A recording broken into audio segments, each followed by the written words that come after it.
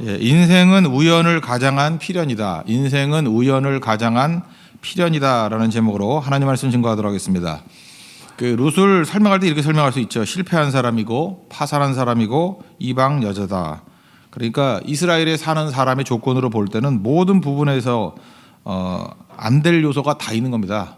그죠? 실패, 파산, 거기다 이방인, 거기다 여자. 그러니까 모든 안 될 요소가 다 있었다는 것입니다. 우리 식으로 얘기하면은 가능성 제로. 그게 룻의 상황이었습니다. 근데 은혜를 만났어요. 그 은혜가 보아스거든요. 보아스를 만나서 구원받았다라는 얘기입니다. 이게 복음의 요약이에요. 여기서 말하는 보아스는 예수님을 상징하는 겁니다. 그래서 보아스를 뭐 이렇게 로맨틱한 스토리라 생각하지 말고 예수님 만나서 구원받았다. 그거를 상징하는 것입니다. 룻기는 은혜와 구원, 그게 가장 중요한 메시지라는 것입니다. 그럼 어떻게 보아스를 만나서 은혜를 받나? 이게 우리에게 중요한 거 아닙니까? 그러니까 은혜를 만나야 되는데 보아스를 만나서 구원받는 거. 우리도 예수님 만나서 은혜 받고 구원받죠.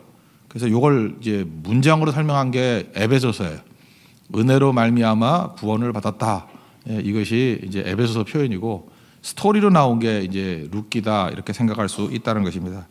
오늘 세 가지 정리하겠습니다. 첫째는 은혜를 구하라는 거예요. 은혜를 구하라. 그 믿음이란 건 뭐냐? 은혜 붙드는 겁니다. 은혜의 반대말이 뭐예요? 자기 힘, 공로.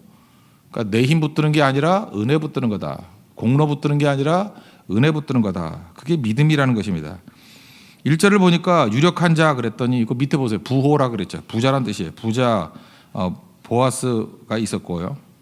그 다음에 2절을 보니까 먹을 게 없으니까 가가지고 은혜를 입으면 그를 따라 이삭을 죽겠습니다 라고 얘기를 합니다. 그러니까 룻의 마음의 자세가 너무너무 좋았다라는 거예요.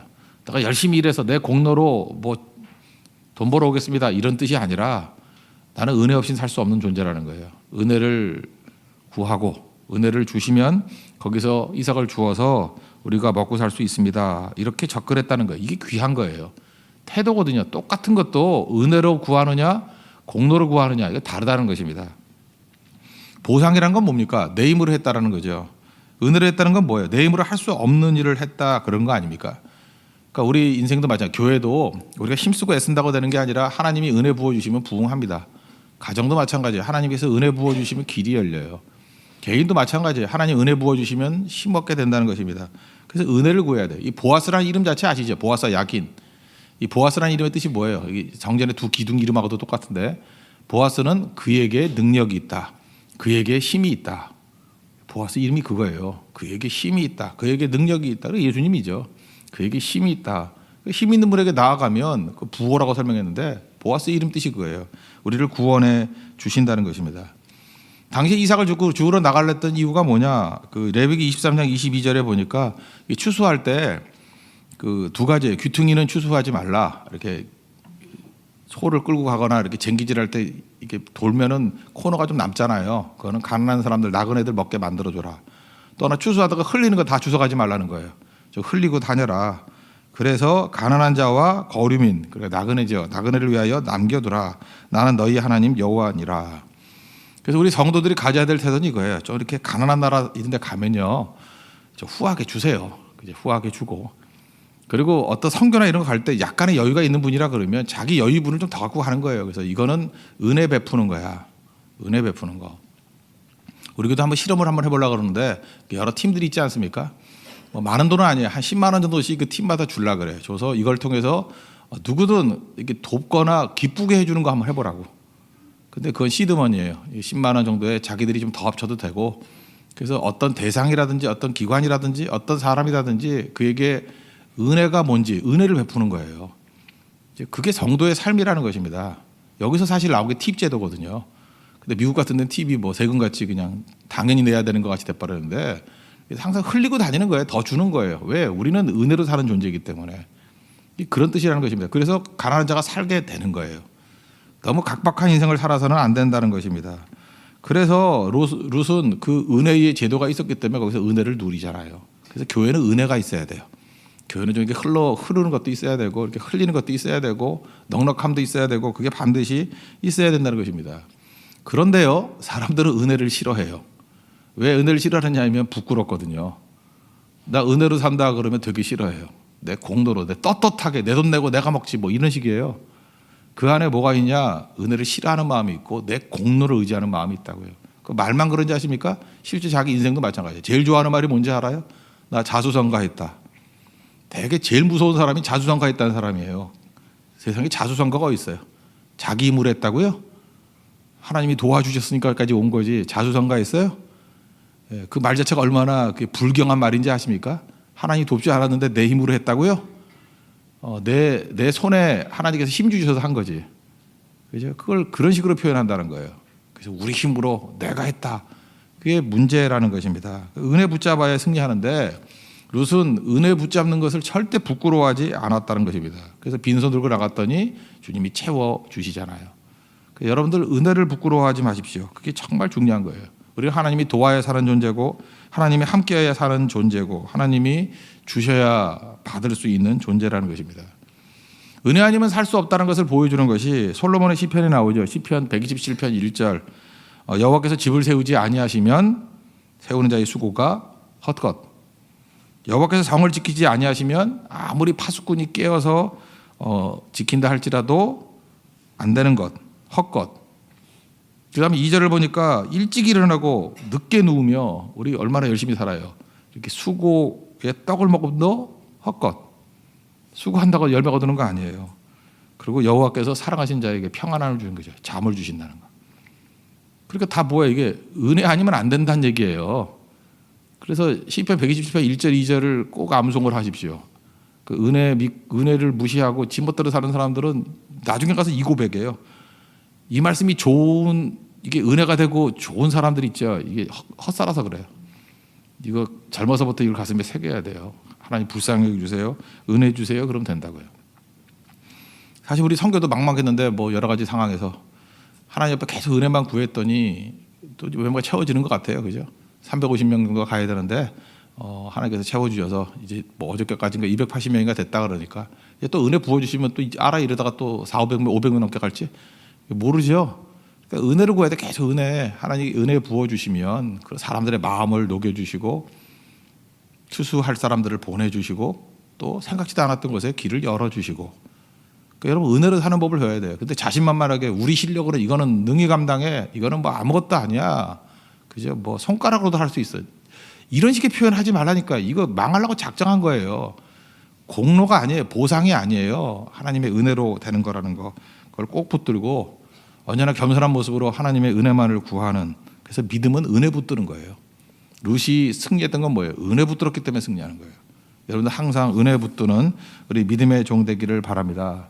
그래서 신약에 보면은 예수님께서 은혜를 가르치기 위해서 은혜가 너무 중요하기 때문에 은혜의 새로운 지평을 열기 위해서 수로보니게 여인에게 하시는 말씀을 봐요. 딸이 귀신 들렸어요. 주님 저를 도와주세요. 마태복음 15장 26절 뭐 그쯤에 나오거든요. 그때 예수님께서 일부러 은혜의 세계를 열라고 이렇게 얘기해요. 자녀의 떡을 개들에게 주는 것이 마땅치 아니하다. 그러면 이제 승기를 하니까 자기 힘을 의지하게 되잖아요. 자기가 버럭 화를 내든지 내가 누군데 하고 내 에고를 건든 거잖아요. 그런데 이 수로보니게 여인의 위대성이 바로 여기에 있어요. 뭐 이렇게 말하는 게 중요한 게 아니라 자기를 부인하고 은혜 붙들잖아요. 그 은혜가 뭐예요? 부스러기 은혜. 맞습니다. 그러나 개도 주인의 상에서 떨어지는 부스러기를 먹습니다. 끝까지 은혜 구하잖아요. 부스러기 은혜 주세요. 예수님 풀어지는 거 아시죠? 그래, 네가 지금 네 세계가 지금 달라진 거야. 이제 은혜의 세계에 들어온 것을 환영한다. 은혜로 사는 거예요. 여러분 인생도 은혜로 살 때 부스러기 은혜도 인생을 뒤바꿔 버려요. 근데 뭐 은혜 안에 은혜 강에 살아가면 우리 인생 뭐 다 바뀌는 거죠. 그래서 교회 전체적인 컬러가 은혜 쪽으로 흘러야 돼요. 은혜만을 붙들고 그러면 무조건 승리하게 된다는 것입니다. 여러분 가정에도 은혜가 임하기를 축원합니다. 그건 승리한다는 거예요. 두 번째는 섭리를 믿으라는 것입니다. 오늘 제목과도 같죠. 삶은 인생은 우연을 가장한 필연이라는 거예요. 섭리가 뭡니까? 하나님의 손길이라는 거죠. 하나님의 손길이라는 게 뭐예요? 우연이 없다라는 거죠. 3절을 보니까 여기 우연히 그랬죠. 우연히 보아스 밭에 갔다. 4절 보니까 마침 보아스가 왔다. 보아스가 이렇게 밭에 잘 안 가는 것 같아요. 근데 마침 왔대요. 두 단어를 보세요. 우연히, 마침. 근데 이게 우연이냐는 거예요. 아니죠. 하나님의 보이지 않는 손길이 있었다는 거죠. 이걸 뭐예요? 우리 인생은 우연이라 그러고 우리 인생은 마침이라 그러지만 하나님은 필연이라는 거예요. 필연. 그래서 사형리, 옛날 공부했던 사형리 같은 데 보면 하나님은 당신을 사랑하시고 이룰 리가 뭐예요? 당신을 위한 놀라운 계획을 갖고 계신다고. 그게 무슨 얘기예요? 계획을 갖고 플랜이 있다는 건 뭐예요? 우연이 없다는 거죠. 세상에 우연이 어디 있어요? 우연 없어요. 다 맞춰서 하나님의 손길이 있는 거죠. 그러니까 우연이 없다는 얘기는 하나님 나라에서는 합력해서 언어를 이룬다는 거 아니에요. 그러니까 우리가 버릴 게 없어요. 고난, 난관, 어려움, 이게 다 하나님의 손길 가운데 우리를 완성시키는 과정이니까. 그러니까 믿고 의지하는 거예요. 뭐를? 하나님의 섭리를. 섭리가 뭐예요? 나를 향한 사랑, 나를 향한 계획을 믿는 거예요. 절대 넘어지지 않아요. 이렇게 뭐 저도 이제 주례 많이 하지 않습니까? 주례 하다 보면은 이게 지난주도 이제 토요일에 결혼하는 커플도 만나고 그랬어요. 이렇게 만나 보면 항상 물어봐요. 어떻게 만났어? 너무 재밌어요. 거기서 설교 소재가 다 나와. 뭐 프라이버시 때문에 다 설명을 못 하지만 어떤 때 이렇게 뭐 내용 슬쩍 바꿔가지고 설명할 때도 있고 하는데 너무너무 재밌어요. 그 하나님의 필연이에요. 하나님 섭리가 있어. 그 서로 다른 직장이 있었어요. A도 남자도 다른 직장, 여자도 다른 직장. 근데 뭐 갑자기 일주일인가 파견 근무하게 됐어요. 형제가. 그 자매도 파견 근무했어요. 거기서 눈이 맞았어요. 파견에서 일은 안 하고 눈만 맞았어요. 그럼 또 다 직장으로 돌아갔어요. 그리고 결혼했어요. 이거 어떻게 설명할 거예요? 하나님께서 좀 급하셨는가 봐요. 그래서 파견, 눈 맞음, 약속, 다시 돌아감. 그러고 이제 결혼했다고요. 뭐 그런 일도 있어요. 그죠? 뭐 이게 얼마나 대단합니까? 제가 지금도 기억나는 어떤 커플이 하나 있는데, 그 형제가 그렇게 선교를 안 간대. 뭐 조건이 되는데, 뭐 상처 입었다니 힘들다느니. 뭐 그랬어요. 그러다가 또 변화돼서 가더라고요. 또 자매도 안 간대, 선교를. 그래서 제가 선교 가자고 그랬더니 선교를 갔어요. 그 자매가 안 간다. 자매가 버팅기다가 안 간다. 선교를 안 간다 그러다가 선교를 갔어요. 거기서 그 형제 만났어요. 눈 맞아가지고 시집 갔어요. 선교도 가고 시집도 가고 다 갔어요. 근데 고마운 줄도 몰라. 뭐 사실 뭐 하나님이 고마운 거지만 그죠. 그 격려했더니 그런 일이 벌어지더라고요. 또 한 가지 뭐 이런 것도 있죠. 그 어떤 그 자매들에게 결정을 못 하잖아요. 결혼을 결정 못 해가지고 할까 말까 뭐 이러는 거인데, 그러니까 얘도 좀 이상하네요. 그죠. 갑자기 그 사귀던 남자하고 결혼할 걸 하나님 앞에 이렇게 기도했대요. 이번 주에 녹색 티셔츠를 입고 오면 하나님의 뜻을 알겠습니다. 근데 그 형제가 그 다음 주에 좀 약간 늦게 왔는데 보니까 녹색 티를 입고 왔어요. 그래서 결혼했어요. 그 형제한테 물어봤어요. 어떻게 알고 녹색 티를 입고 왔냐 그랬더니 자기는 티가 녹색 티 하나밖에 없대요. 그러니까 자매가 알고 그랬던 것 같기도 하고 하여튼간에 뭐 그래요. 여러분 그 열왕기상 22장에 보면 그 아합 죽는 장면 나오거든요. 22장 열왕기상 22장 34절에 나오는데 그때 이제 그 아람하고 전쟁을 하거든요. 근데 아람에 있던 어떤 녀석이 그냥 원래 여러분 그거 알죠? 전투할 때 그 베트남전에서 그랬다 그러잖아요. 그 10만 발 쐈을 때 한 명 죽었다 그러죠. 그 무서우니까 그냥 올려놓고 막 드륵드륵 갈기는 거예요. 그죠? 근데 옛날도 활 쏠 때 그 맞으면 아프잖아요. 그러니까 누가 그거 제대로 하겠어? 그래서 너무 겁이 나가지고 그냥 무심코 쐈대. 성경에 무심코 활, 한 사람이 무심코 활을 당겨 이렇게 막 그냥 무서우니까 땅 쐈는데 휘웅 날아가더니 누구한테 갔어요? 아합한테 갔는데 아합이 왕인데 뭐 갑옷도 입고 많이 입었을 거 아니에요. 근데 왕의 갑옷 솔기가 뭐냐면 이 꿰맨 사이 있잖아요. 이 틈이 있을 거 아니야. 꿰맨 사이. 그 영어로는 심이라 그러는데 심. 그래서 이렇게 갖다 붙이는 걸 심이스 그러잖아요. 심. 이음새. 고기에 딱 맞아가지고 죽었어요. 이건 내가 볼 때 골리앗 맞춰 죽는 것보다 더 확률이 적어. 골리앗은 임하지만 여긴 좀 있잖아요. 그죠? 근데 이건 솔기 이음새. 어떻게 거기를 맞춰요? 이거는 양궁으로 친다 그러면 렌즈 맞힌 거예요. 여러분 감동도 안 해. 이게 우연이에요? 하나님이 죽이려고 작정하니까 죽는 거지. 여러분이 갑옷 아니라 갑옷을 덧입어도요 틈은 있어요. 죽으려면 죽는 거예요. 이게 하나님의 계획이라고. 그래서 갑옷을 의지하지 아니하고 하나님의 보호하심을 의지하는 게 오히려 더 승리입니다. 그죠? 이게 은혜. 하나님의 그 섭리의 은혜를 붙들어야 돼요. 은혜를 붙드십시오. 은혜를 붙드시고 하나님의 섭리의 손길을 믿으십시오.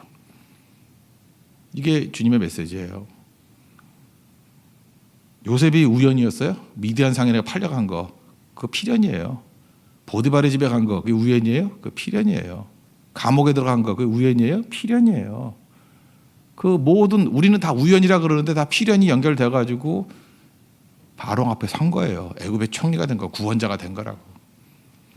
그러니까 요셉의 일대기를 보면서 우리가 하도 믿음이 없으니까 창세기 그 기록해 놨잖아요. 이거 보고 잠깐 우연이라 그러지 말라고. 우연히 마침 잠깐만 그런 단어 쓰지 말고. 그래서 우리는 하나님의 인도하심 또는 하나님의 섭리 그러잖아요. 섭리. 합력하여 선을 이루시는 하나님의 손길. 그거를 믿고 의지하는 하나님의 종 되기를 바랍니다. 그다음 세 번째는 최선을 다하라는 것입니다. 여기 보니까 이제 보아스가 와가지고 저 여자애 뭐야 그랬는데 네가 이렇게 이삭 줍는 사람이 많을 건데 사람들이 아는 이유가 뭐였죠? 7절 보니까 너무 열심히 해서 아침부터 와서는 잠시 집에서 쉰 외에는 지금까지 계속하는 것입니다. 그러니까 너무 최선을 다하고 열심히 하니까 인상적이었어요. 그러니까 인상적이니까 설명을 한 거죠. 그 룻이 보아스가 보는 거 알았을까요? 몰랐을까요? 몰랐어요. 그냥 열심히 했어요. 그냥 최선을 다해서 했어요. 그러니까 하나님께서 의대를 만나게 만드시잖아요. 그래도 마찬가지예요. 뭐 이렇게 의도하고 접근하면 정말 그건 나쁜 거예요. 뭐 예를 들어서 뭐 성결 가는데 자기 마음에 드는 사람이 있다 해서 그 팀 옮기려고 그러고 자기가 이렇게 작업을 해. 그럼 100% 망할지어다. 그건 망할지어다. 그런 작업이 들어가는 순간에 그건 망하는 거예요. 근데 그냥 어디를 가든 간에 하나님의 인도하신 대로 충성을 다하겠습니다. 그러면 하나님께서 이게 안 될 것도 되게 만들어줘요. 그래서 인위적으로 하는 거 아니에요. 하나님께 은혜를 구하는 거고 맡기는 거죠. 그러니까 제일 매력은 뭔지 아십니까? 최선을 다하는 거예요. 그냥 주님께서 맡겨주신 작은 거라 할지라도 최선을 다하면 우리가 믿는 하나님이 전능하신 하나님이라니까. 그에게 능력이 있다니까. 보아스예요. 보아스. 능력 있는 분이 뭘 못하겠어요. 우리가 아무리 피해간다 할지라도 따라와서 우리에게 은혜 부어주셔요. 따라와서 숨어 있어도 찾아내서 은혜 부어주셔요. 안 받겠다 그러면 빨리 냉큼 손 내밀어 그래가지고 손 벌리라 그러고 손이 뭐예요? 그냥 박스에 담아가지고 택배를 보내주셔요. 잊지 말라고요. 최선을 다하는 거. 근데 우리 믿음이 진짜 없어요. 그래서 잠깐만 자기 작업을 하려고 그래. 작업을 하고 맨날 거짓말 뻥치고 다니고 그죠? 무슨 서동교 같은 거 만들어가지고 뭐 인생 망치게 만들려고 그러고 나쁜 놈들이죠. 그건 화 있을 진저 그거 아니에요. 하나님 앞에서 우리가 최선을 다하고 은혜 구할 때 승리한다는 것입니다. 오늘 이게 짧은 구절이지만 이 구절을 통해서 우리 붙들어야 될 거 우리 세 가지죠. 은혜 붙들라, 섭리를 믿으라, 최선을 다하라. 우리 세 단어입니다. 은혜를 붙들라, 섭리를 믿으라, 최선을 다하라. 그때 생명의 은혜가 여러분 가운데 항상 부어지게 될 줄로 믿습니다. 모두 자리에서 일어나겠습니다. 주님 보좌 앞에 나아가 찬양하겠습니다. 신실하신 하나님입니다. 우리 하나님을 믿고 의지합시다. 신실하신 하나님, 주님 보좌 앞에 나아가